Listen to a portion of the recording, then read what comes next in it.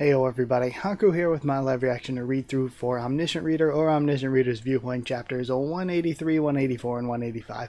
I'm just going to do 3 this week, getting back into things, and before I forget about it, I'll say right here at the beginning that next week, since Christmas Eve is on Tuesday, which is when I usually try to do Omniscient Reader, I'm not going to be able to do it on Tuesday, but I'm not going to take the week off from Omniscient Reader if I can help it. So Omniscient Reader next week probably won't be on Tuesday, it'll probably be on Thursday or Friday.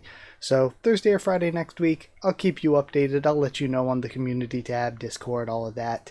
If you haven't been keeping up, for those of you not keeping up with the community tab or Discord or anything, I couldn't make videos the past 2 weeks because I've been sick, I had lost my voice, so yeah, I couldn't do videos. So now we're finally back. Sorry about the slight delay, but I just really, this entire time I've been like, oh my god, I for you it's like you don't get videos, of course, but for me it's like I'm stuck. I can't read anymore. Like I'm still on chapter 183. I'm not caught up, and now I can't read for a couple weeks. So I've just been sitting here like, oh my god, I hope I get better because I want to keep reading Omniscient Reader and see what happens next.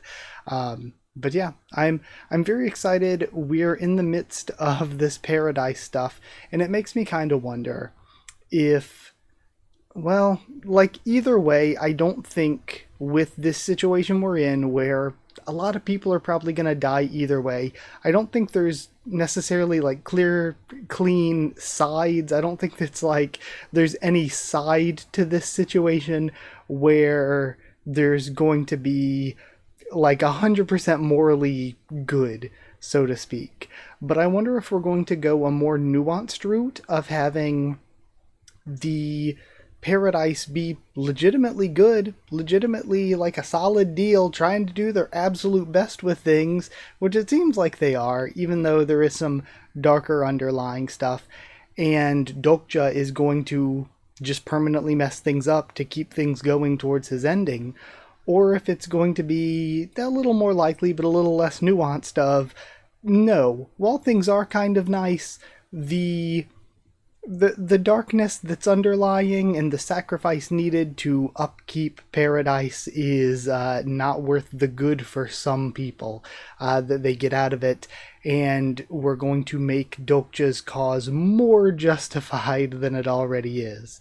I wonder where we're going to go there and what different characters are going to choose. Like, I think push comes to shove, Huiwon's probably continuing on with Dokja, but the thing is, it makes me wonder if it's actually going to even come to push, or like push come to shove, or if it's going to be a situation where Huiwon doesn't even really have that choice anymore. Things just get so out of control that she has to side with Dokja and keep continuing on towards the ending. But either way, let's just start reading for these next few. It might take me a little bit of a second to get back into the flow of Omniscient Reader after being away for a couple weeks, but I'm excited to see what happens. Also, let me make sure the chapter is up properly for all of you. Okay, yeah, just checking that. You're a real jerk, you know that? Are you really going to leave just like this? We have Soo-young. My part is done in this place. Paradise isn't for me to save. So you're just gonna let it flow according to the original novel. It'll be tough to defeat Reinhardt right now. And even if I do, the only thing I'll get out of it's a bad story, since he has way too many supporters. Let's say you're right about that, but why'd you leave all your companions behind? They need to get some time off, too. What time off? Come on, be honest, you're sulking right now, aren't you? You've treated them so well all this time, but they've now fallen for some dubious scheme of some demon they've only just met. Especially that girl Huiwon. It's understandable why Huiwon made such a choice. She's had a difficult time until now. Bull crap. It's not like you don't know. Paradise will fall soon. So, okay, this is going to be one of those things, kind of like what I was getting at, where the choice isn't going to actually even be a choice anymore, because things are just going to get out of control and fall apart. And it seems like this makes it seem like that's going according to the original TWSA. So it's not even going to be something that Dokja spurs on, it's just something that happens either way. And she's still roaming the streets there, not knowing what's going to happen. Just happy over some sword that you gave her. It was her own choice to stay, so she'll have to take responsibility for it. You're the worst. I actually think it's good, though. Dokja not just viewing his companions as characters, as pieces on a board. He's actually treating them like people and letting them make their own choices, even if he knows ahead of time that those aren't potentially good choices. Then why are you taking me with you? Because I could use your help. And then he gets punched. What are you doing? Training. I also, and she's beating up a fake, wouldn't mind taking some time off. Why? Why me? Right, she can change the faces of her avatars. So, now what? And she's using the beaten up Dokja. We'll forget about the scenario for around 3 to 4 days, and collect stories by hunting down the hidden pieces. Honestly, the combination of making copies of yourself and being able to change those copies of yourself into other people, the shadow clone and transformation jutsu combo is super busted. Like, not just in like a story, but also like that would just be one of the probably best, most convenient, like utility type powers to have. We'll forget about the scenario for around 3 to 4 days and collect stories by hunting down the hidden pieces. Really? I thought you always focused more on the scenarios. Can you please get that thing out of my sight? That would be a little freaky to see. A copy of yourself. I think I'll leave it to the others for once. At least a copy of yourself that you have no control over. That somebody else can just make a copy of you. Why don't we pretend like we're regressors for the time being? And now we have our title splash. After all of that, I feel like I've gotten so much story beamed into my brain, and we're just now at the very first title splash. Dokja Kim's Love, Part 1. And then can't tell what that is. Okay, it's a gate. Okay, we're getting zoomed in a bit. It's a gateway, or maybe some like cells, or like some bars to a cell, or I guess it could always be like water dripping down over the mouth of something. And then we have these incomprehensible eldritch tentacles. Okay. Everyone wakes up. I wonder then if that's whatever the gerbil is hiding. Again, that dream of paradise falling into ruin. Do I keep dreaming the same dream because I declined the offer to become the captain of the guards here? And she left her sword on vibrate? Every time I wake up from dreaming, I find the sword Dokja left me crying out. The sword of judgment only cries out when there's evil nearby, but I haven't seen anything that evil, the way it's capitalized and everything, that resembles evil anywhere in the city. I love the design of paradise. All the different like weird, I don't know whether to call them races of people, species of people, and the fantasy medieval type architecture, but a little bit more modern. Man, it just looks really nice. We've been abandoned, says Gil Young. There goes that kid again. Dokja's abandoned us all, so we can finally relax. What's the matter with you? Do you know the reason why the main characters abandon their allies? Why? It's because their allies end up getting in their way. We've been determined to be useless right now. He's sulking on the ground. How can you think that he's the main character? Master should be the main character, if anyone. This isn't a novel or a webtoon, kid. But these last 4 days have been much too peaceful. All we did during that time was train our skills in our free time, and reflect back on the advice Dokja left us. Gil Young, you need to make your skills last longer, If you have any coins to spare, I recommend that you buy Patience or Indomitable Persistence.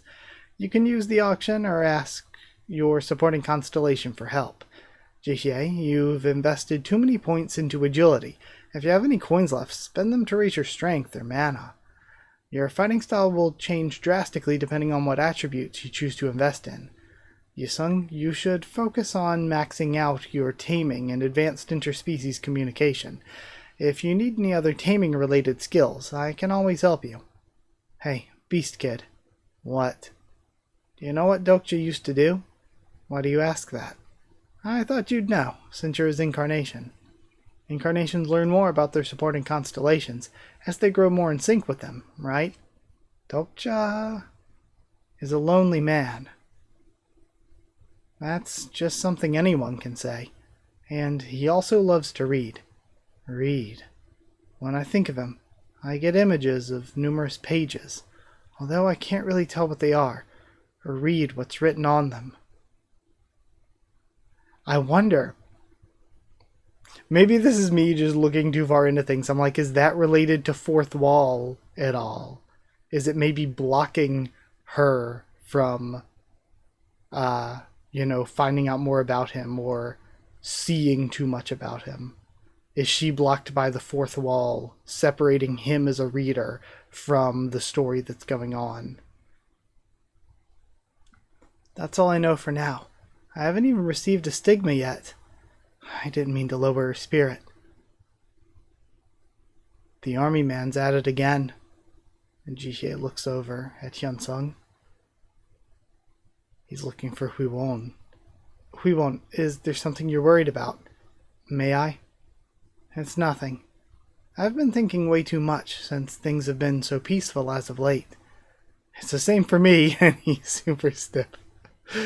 Constellation Demonic Judge of Fire is dissatisfied with Lee Hyunsung's actions. Constellation Demonic Judge of Fire gives a warning to the Master of Steel.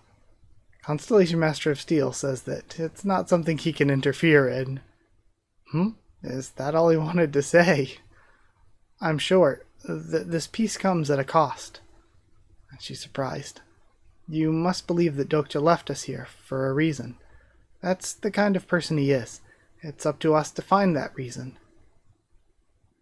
Give us back the scenarios. Give them back. And we have people protesting. We want to move on to the next floor. Right? Protesters in paradise. Why is it that they want to go back to participating in the scenarios? We have guards marching out, grabbing a hold of this lady who has a kid. Those two are from Gumho Station. I'm not part of the protest, says the lady, and Huiwon jumps down. Is this going to be a part of everything falling apart for Paradise? Hold on, everyone calm down and take a step back. This is too much.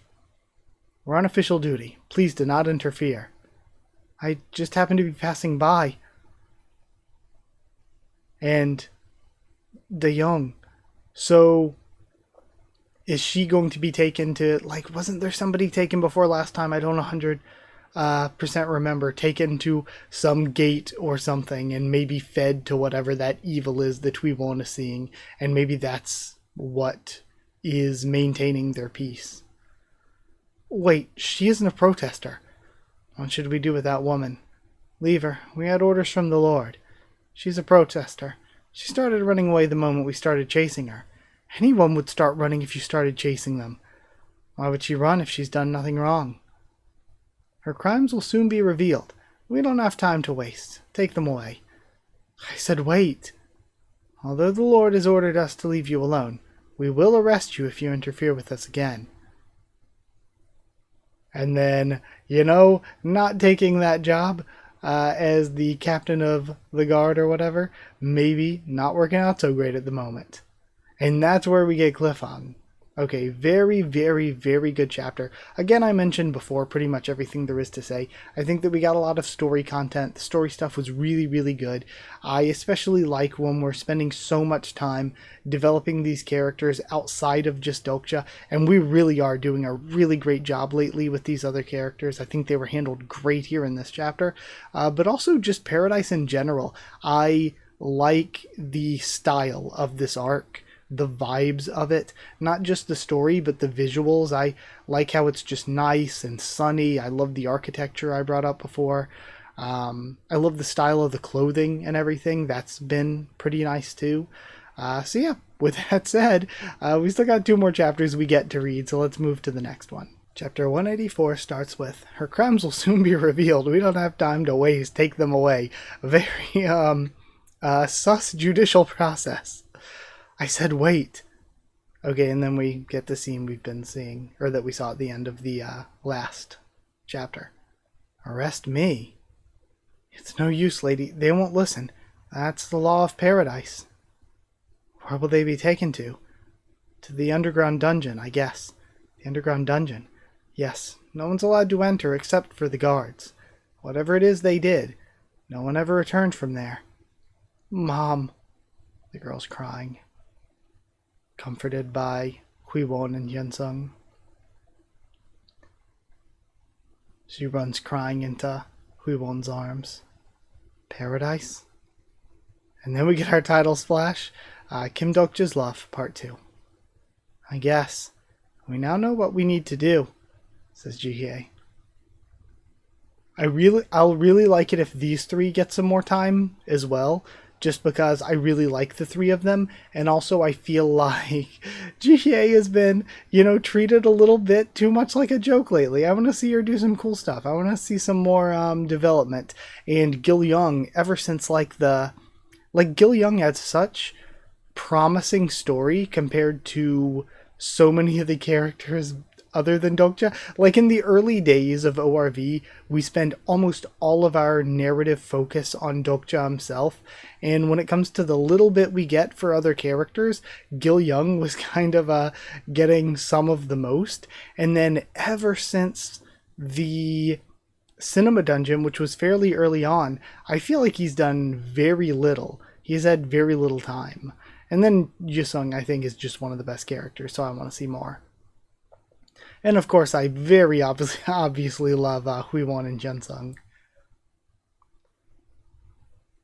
It looks like this is going to be pretty big. I wonder if we'll be okay on our own. I'm sure Dokja left since he trusted us to take care of it. He probably has taken on something bigger himself. He always did. That's right. He must be fighting some monsters with a serious look on his face. He must have gone ahead in order to protect us. Because they're hyping him up like this, we're probably going to get a comedic cutaway to him doing something goofy, aren't we? And they nod. We should take care of this on our own. We can't just keep relying on Dokja for everything.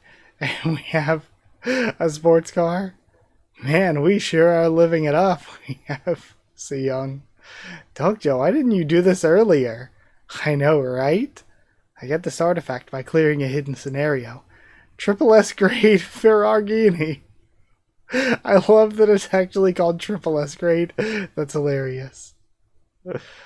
Item, Triple S grade Ferragini, made by mass production maker, Triple S grade. Is this what it's like being a special regressor? Junghyuk, that punk. He must have been enjoying the sweet life while I was struggling with the scenarios. I refuse to live like a sucker anymore. I will live selfishly for myself from now on. Seyoung's cheering. Okay, Dokja, I was just about to say the same thing, Dokja. That's what you've been doing all this time, though. Dokja, why don't you say something too? It's not every day that we get to do something like this. She's right. Back in real life, I would always work overtime and use public transportation since I couldn't afford to buy a car. I love his face here. That's like such a good Dokja face. I'm the main character, he yells out, and it echoes. He gets embarrassed. I regret it already. Her face as well. Constellation, demonic judge of fire, covers his eyes in embarrassment. Constellation, prisoner of the golden headband, contemplates switching to a different channel. Constellation, abyssal black flame dragons, taken aback by your cringiness. Oh my god, abyssal black flame dragon. I also, I was thinking to myself, so Demonic Judge of Fire, one thing that I think is worth bringing up here, it's something that I bring up a lot, but I know not all of you watching this maybe watch all of my videos, and I've been doing Webtoons related videos for years. So very often, Korean is super non-gendered. Like, you have some languages that are very, very, very gendered. Like, different words are gendered. Like, obviously Spanish and a lot of Romance languages. I believe German is as well, I think. But you have all of these gendered languages, and then you have something like English, where most of our words, like our like nouns and verbs and stuff, aren't really gendered. They don't have to like match in gender or anything, but we do have like gendered pronouns like him or her or whatever. But then there are a lot of languages, especially like East Asian languages, that are very, very not gendered. Like, it's rare to even really have gendered pronouns. And even sometimes like Japanese specifically, I know originally ORV being in Korean, but Japanese specifically, so many of the pronouns are just gender neutral. And then even ones that do happen more often for one gender, it's like it's not guaranteed. Like, sometimes women use boku, especially in like performing fields, like singers use it often, actresses use it often. So even though that's usually young men, it's something that like women in certain fields will commonly use too. Or ore, which is very often like, again, more masculine. Again, there are still some women who use that. It's like not impossible for women to. So it's like, unless they're being very, very, very specific about the gender of something, it's usually really a non-gendered language. And the same goes for Korean. Korean's also a very non-gendered language, where unless they're trying to be like really specific about the gender of something, then it's usually just pretty gender neutral. So the reason I bring this up is you very often see when, again, we're reading Tower of God, reading Kubera, reading this, and for some of you, probably reading a lot of other manhwa, you very often see when something is gender neutral in Korean. For some reason, translators always default to his or him or he, instead of just, my personal thing is, as somebody who speaks English natively, for me, saying they about somebody when you just don't know, or when the person is like not around, like it's a more vague or impersonal like thing that you're talking about, even if you know the person's gender. If you're like talking about somebody who's like not around or whatever, I feel like it's very common or often that people would just say they in conversation. So for me, as a native English speaker, I'm like, it would really be better to just say they until you get confirmation, because so very often in a lot of these manhwa will have hundreds of chapters where a character is being called him, and then the character gets introduced properly and it's a woman, and it's like, well crap, now every mention of them in the past we're gonna have to go back and change that, or we're just gonna, what they usually do, they just leave it incorrect, and then people get confused when they get to the actual character. But then very often, even for characters where we already know, like Demonic Judge of Fire, we already know is Uriel, even when we do know, sometimes they still make that mistake and they're like, oh, gender neutral, I don't know this character, I'm gonna just put him. So we see his used here, and I don't know if it's a thing though, because I'm pretty sure the vast majority of the translators for Webtoons, like that Webtoons hires and Webtoons uses, they don't hire translators that are like here in America who speak English natively and learned Korean. From my knowledge, the majority of their translators who they use for translating are Koreans who speak English as a second language, or who studied English in college. So most of the time, if you see like weird wording in Webtoons as translations, often if you see weird wording, it's because it was translated by somebody who's a native Korean speaker, translating it into English, which isn't their native language. And that's why we can get weird wording sometimes. And for some reason, it seems like they, for whatever reason, prioritize using him or his when they don't know a character's gender. I, again, don't know why. Maybe that's just something they're taught when learning English in Korea. But that's something that you often see.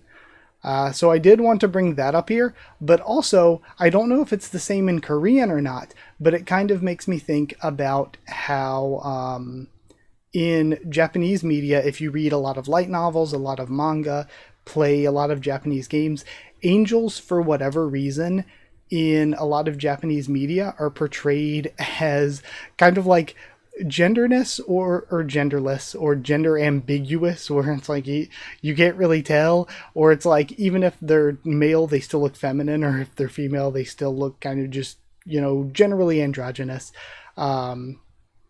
So again, it just makes me wonder, is that something they're doing as well for Uriel here? Is that also in Korean they just kind of have very gender ambiguous angels?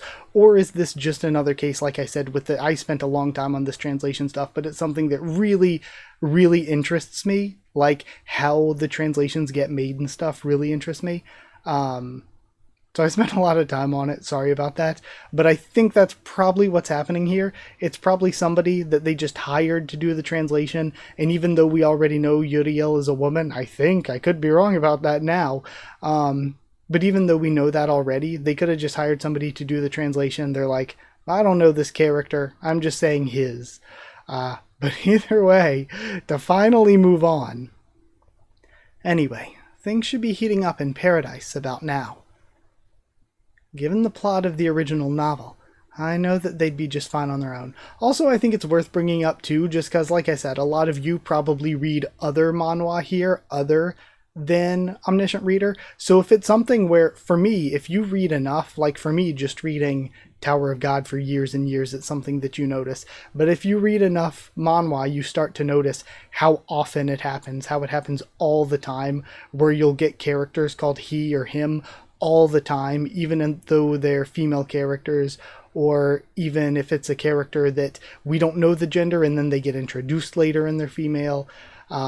But you very, very often just see he or him in the translation, even when it's not necessarily correct. I'm surprised things are going so smoothly. At this rate, I'll clear the scenario in no time. Stop staring at me. An enormous fate is hoping for your death. Okay, and that's bearing down on him. What? He slams on the brakes. We have a screech as the car comes to a stop. Come on, I was really enjoying myself. What the hell? Be quiet. And he's still looking at the window. It looks like it's popping up multiple times, or maybe that's just the effect of it bearing down on him. A fate message? 3 times in a row. Okay, so he got 3 windows. 3 times in a row. What's going on? Someone's read my fate. Fate? Damn it. A fate message appeared 3 times in a row or has a fate message ever appeared 3 times in a row in the original novel? He's trying to think. Wait, I think I've heard of that before. So I wonder if he's getting this because of Junghyuk, his sister, and Sang-ah looking at his fate. I wonder if maybe that's why he's getting this, because those 3 looked at his fate. Isn't that something like future vision? It's similar, but not exactly. While future vision peers into a possible future, fate is the power that enforces that possible future on its target. Let's say I put my foot down on the accelerator. If you use future vision to look 1 second ahead, my car will be running, right? But if I knew that information, I could choose to force myself not to step on the accelerator by any means necessary. But it's different when it comes to fate. If someone ends up learning that Kim Dokja will step on the accelerator, that fate will be forced on me unless it's withdrawn or actualized. So you'll end up stepping on the accelerator eventually. So this means no matter what, he'll end up being killed by the one he loves most.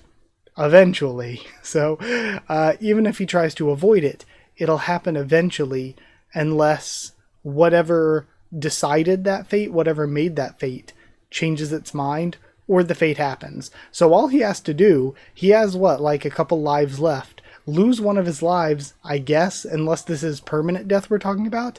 All he has to do is lose one of his lives, and then he doesn't have to worry about that anymore, you might think. That, or it could happen 3 times, and that's why he has the 3 windows. And losing 3 lives would be very bad. So you'll end up stepping on the accelerator eventually. But doesn't that create probability issues? From what you said, it seems like this thing called fate has the power to interfere with the scenarios. Who could wield such a power? The only beings who can read someone's fate are the great nebulae. We have this yellow lightning coming down. Both of them react and hop out of the car. Dokja, that fate notification that you got, what exactly did it say? It said that I'd die. A humanoid form. It's different from the other weak monsters I faced until now. Damn it. You should have told me that earlier. It was weird how things were going so smoothly. Somebody's rushing in. And it is interesting to note, dying to the one you love the most. I brought up before some of the potential candidates. I think that it might be too soon to say that it's somebody like Yusung, and it might even be too early, of course, even though he really respects her and everything and seems to really like her and all. Maybe too early to be Huiwon. It could be Sang-ah, but it feels like Sang-ah would avoid doing it, but maybe that's part of why the fate's such a bad deal. But even then, beforehand, it didn't necessarily seem like he loved Sang-ah, more that he was like, wow, she's an attractive and kind of amazing person that I work with, but she's out of my league. It's not really the same as love, you know. When it comes to his mother, they had a really, really kind of tumultuous relationship, but there is probably a part of him that still loves her. I thought about it maybe potentially being himself, but again, it seemed like from the bullying stuff, a lot of you people brought up in the comments too, in response to me bringing that up, how a lot of the time Dokja's pretty hard on himself. So, you know, there's an argument against it being himself. And then I think, honestly, Jung-hyuk might be one of the best candidates, because again, even though he and Jung-hyuk, much like he and his mother, don't have the best relationship, even though he always thought of Jung-hyuk as kind of a douchebag main character, it seems, and he's learned to respect Jung-hyuk and what he has to go through more now that he's having to go through it as well. TWSA just meant so much to Dokja that it feels like, despite him not having the best relationship toward Jung-hyuk, the story might mean so much to him that Jung-hyuk is the one. That could be it. Or maybe it's his favorite character from the story, but I don't know if we know. I don't know if he's ever said who his favorite character was, really. So now, he smells something. The smell of wine. Kim Dokja, you are an incarnation of Dionysus. I have a message to relay to you. And then we get cliffhung there. Okay, that was a very, very good chapter. I kind of hit you with a lot of discussion. Sorry if you weren't interested in all of it. But yeah, very fun chapter once again. Again, I'm really loving this arc. There's a lot to think about when it comes to the plot moving forward, like with the one Dokja loves the most and his fate and all of that. There's a lot to think about there, but also a lot to think about in terms of the characters, kind of for those same reasons that I just said. But either way, let's go read 185 to end this out. And 185 starts with what we just saw. You are an incarnation of Dionysus. I have a message to relay to you. Are you here to tell me that I'm going to die? Oh, did you know? Were you the ones who read my fate? Well, it was Olympus that read your fate. But if you're asking if I'm one of them, you're wrong. Does that mean Olympus split apart? You sure are smart.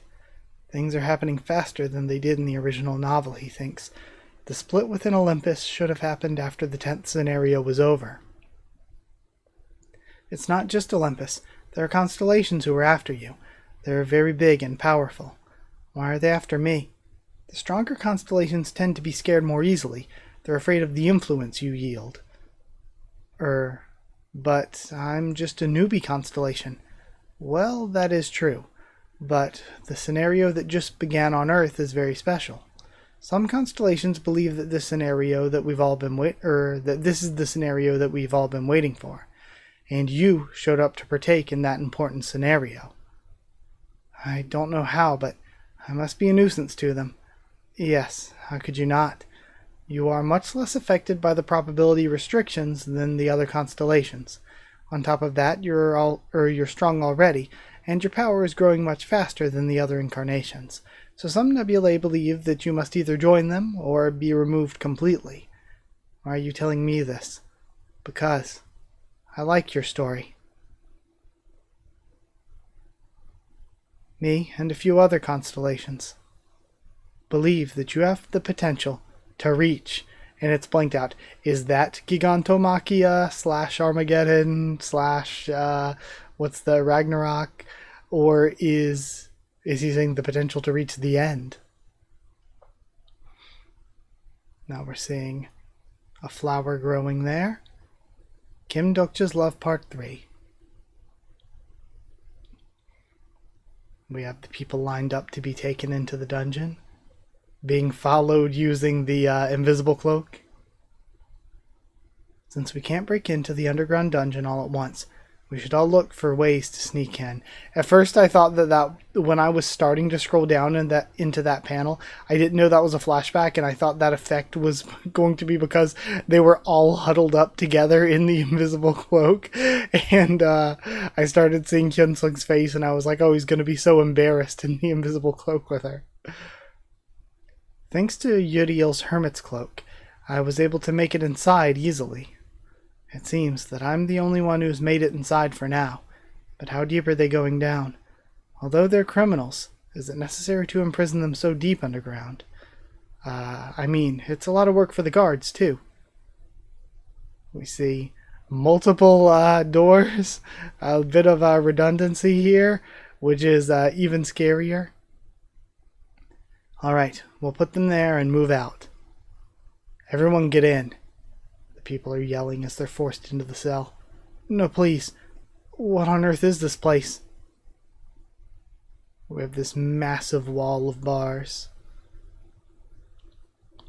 This is the prison. It's so dark that I would have gotten lost if I didn't have my night vision skill. There doesn't seem to be any basic living facilities, or even toilets. She's inspecting them for human rights violations. Where's the food? What is this place? What are they trying to do with us? Hello? Is anyone here? Anyone? And we see eyes in the dark. Everybody run. And of course she's the only one who can see. These creatures start to come out from the shadows and attack everyone. They're screaming for help as they all get taken down.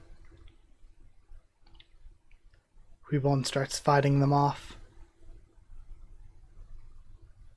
Okay, so we're seeing a bit of what they're all being fed to.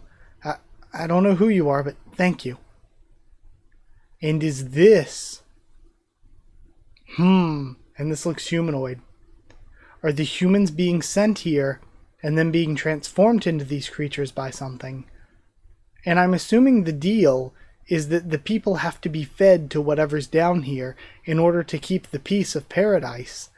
And Huiwon might be the one to mess that up. If Huiwon kills them and angers whatever is down here, then that could break the deal that Gerbil has feeding it.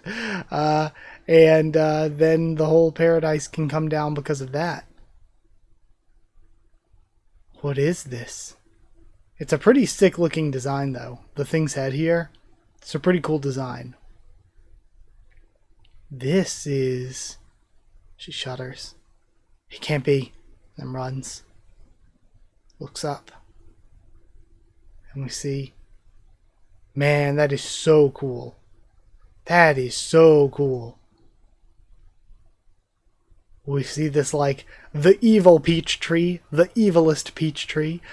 We see the evilest peach tree, but also just these pockets of darkness up in the caves, filled with eyes. And we see all of the malformed creatures, presumably people that have been transformed into them within the pockets of darkness. This is paradise? What's that? Don't come this way.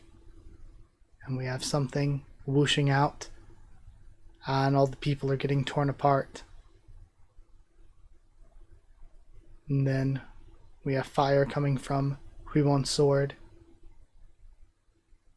But this rabbit one is kind of agile.